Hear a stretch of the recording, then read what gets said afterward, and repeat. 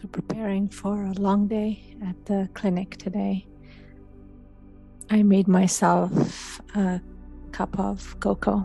That's my drink. So at home, I pour the cocoa into a glass jar, that wide mouth jar, and put a nice lid on it. And I come and set myself early in the morning up in the clinic before anybody else arrives, settling in, getting ready to do a meditation. So had an interesting meditation, a different vibed one, lighthearted.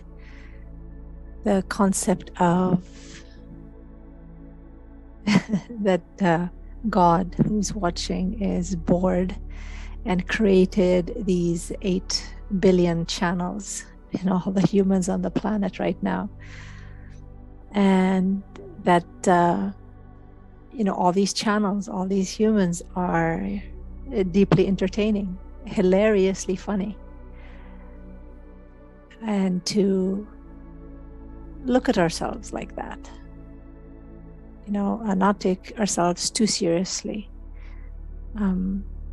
Seeing the humor in it, and seeing the joy of living, of being here. Not just the joy, but the awesomeness of being here.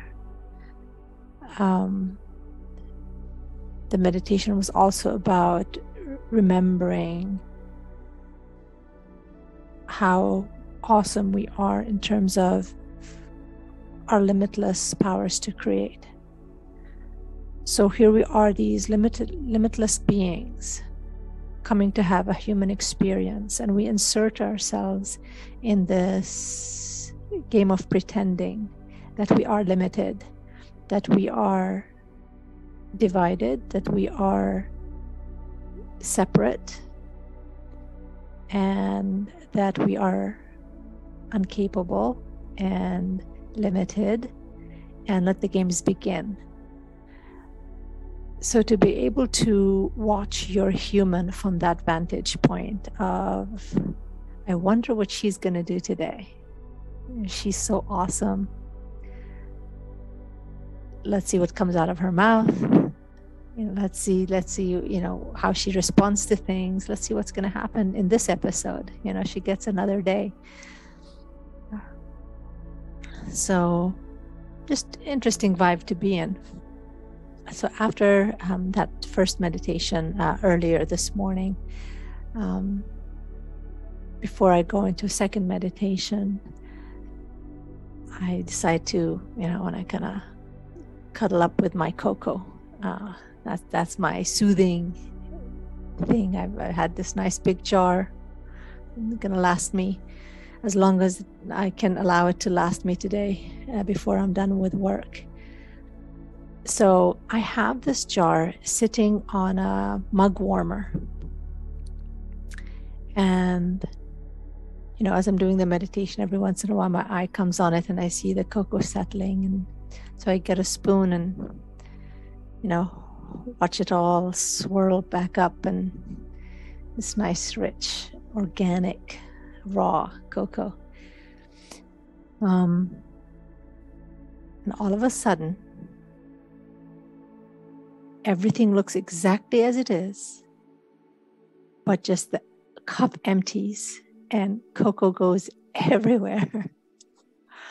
So it's sitting on a shelf, and it's a low shelf, and next to it is my backpack which is my office. That's where I have my laptop and my wires and my notebooks.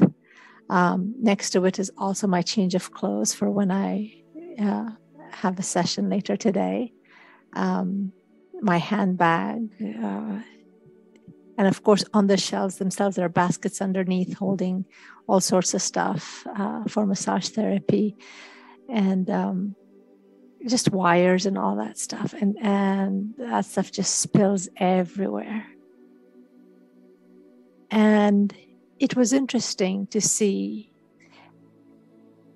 being in a certain vibration, coming out of that meditation, being ready to play, ready to witness, what kind of ridiculous things can happen, what entertaining things can happen. So this happens, and in a way, it's like my human wants to react a certain way. First of all, I lost my cocoa. I don't have a way to get home and make another one. It was the thing that was the little joy that was gonna keep me going today. Plus, I'm not sure exactly where the cocoa went and what damage is there. And so my human is assessing the damage. Are my clothes for the session that's going to come up, are they wet? Are they soaked? Are any of the sheets, for the massage? And anyway, while my human is doing this, my other side, my higher self, well, not my higher self, it's slightly lower than that, the observer, let's say the observer, that's very close to my human at this point, is not chuckling, when something bad happens and there's some humor to it. You don't laugh out loud until you make sure the other person is okay with it, and then you can both laugh at it. But there it was, and then the whole situation went better than I guess it would, because it felt like I was still in meditation, and getting the kitchen paper towels to clean it up, and the wipes and all that stuff to clean it up, and then thinking about the why of it. If you know me, I always ask why. There's always a message in something, or I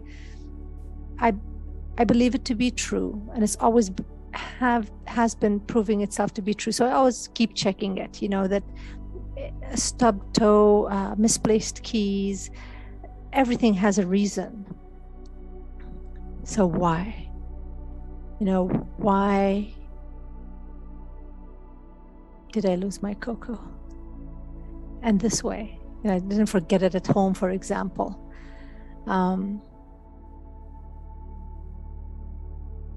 So I think part of it is, let's put what you've learned into practice. So here we are doing all this, Zen work and rebalancing and all these meditations, but let life throw you a curveball. I don't know even if you would call it that. You don't lose a limb, you lost your cup of cocoa. And to practice what you want to be, to practice what you're aiming for all these hours of effort and learning and shifting and changing, putting it into practice to solidify it, or else what's the use? So yes, you can create advantages to this. Everything that was soaked in it, the backpack needs washing, and it needed washing before that, but it took this to kind of say, okay, now it's time to wash it. My handbag, never had to wash that. Now I'm going to see, how do I wash that? Just yesterday I was thinking, do I even need this handbag? It has so many things, important things I never really reach into, but you never know, your proof of insurance and all that stuff is in there, things I really don't want to look at, but they're there. I was thinking, do I even need that handbag? Can I condense everything into one Ziploc bag and just put it in my backpack? So it made me open everything, take everything out, clean everything up. So that's, I guess, one advantage. Lighten the load. What are you carrying around? Also, that I didn't allow not just losing the cocoa, my food, my comfort, for the day. It's not allowing it to shift my vibration. And it was funny. It's funny. If this was an episode, let something happen. So this is what happened. It could have been worse. The glass could have like shattered into a million pieces, but it was such a clean cut. It's just like the bottom detached from the top, so it was easy to clean in terms of, glass. There aren't any shards or little pieces. It also, from bed to the clinic, into meditation. But this activity of, having the cocoa all over the place and needing to clean it, and hopefully getting it all done before, the office opens up and people start pouring in, it changed the liveliness of today's episode for me. So I feel that was interesting. The other thing is that it's February, so it's kind of cold, but it's a beautiful day outside, and I was able to step outside and take my shoes off, my socks off. Well, my socks were soaking wet, so those aren't on anymore, just my feet and my shoes. I went outside and stood between the office buildings here and was able to ground, just put my bare feet onto the earth and just soak in that sunshine, that crisp, cold air, and just feel the gratitude that this conversation we have with ourselves, the conversation that we have with our day, and these conversations aren't just the thoughts that happen, but the feelings that you have. For example, I don't know if you can hear the sound of a child crying. How do I let it affect, how I feel? Or how do I let it affect how I feel? And these are conversations that we are having with our experience, with our reality that we're creating. So, for example, that child that is crying, I can connect with its sadness, with its, concern that it's being here examined by the doctor. Is its mother comforting it enough? Is there anything I can do? Or I can also be upset. Like, here I am recording something, and again, the noise in the office. And what if this is going to happen during one of the meditation sessions or the hypnosis sessions or the massage sessions? But I don't go there. The world is worlding, and I can choose to interpret things in any way I want to. And the thing is to be aware of what I'm choosing and that I am choosing. So it's not even noon yet here, but it's been a good day. And I feel the growth even on a tangible level, because after this experience this morning, I went to, I